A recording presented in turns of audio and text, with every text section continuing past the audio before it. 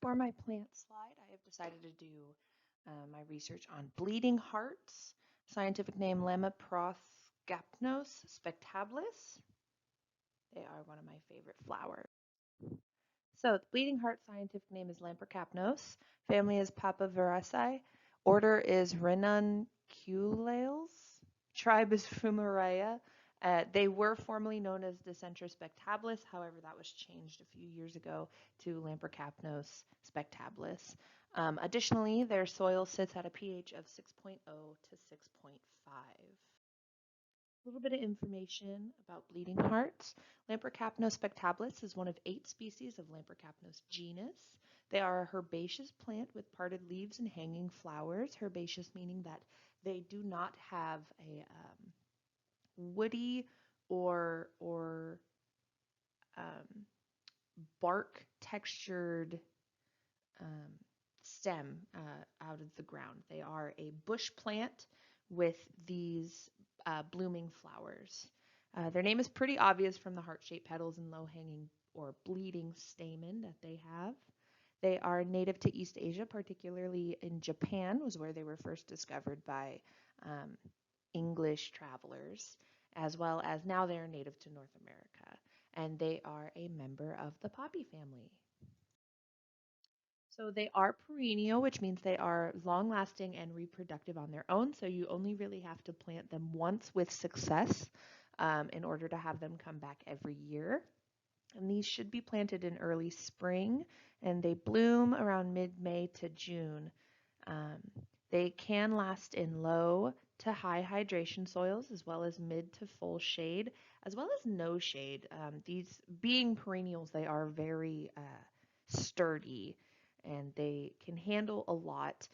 One thing you don't want to do with bleeding hearts is you don't want to leave them in the summer with dry soil, as well as you don't want to leave them in the winter with wet soil.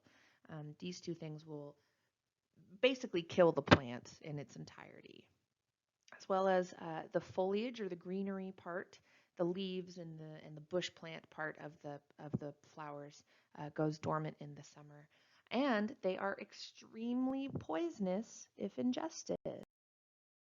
So they come in multiple beautiful different colors. As you can see, we have some blue and pink and whites and some purples, lavender colors, reds even. They also come in black, which I think is really cool. We have another picture of a black bleeding heart on a couple slides.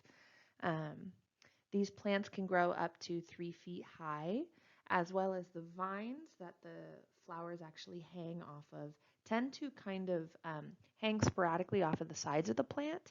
They tend to not get as high as 3 feet. Typically, the flowers themselves hang around 1 to 1.5 feet high, and it's actually the bush part of the plant that can get up to 3 feet high.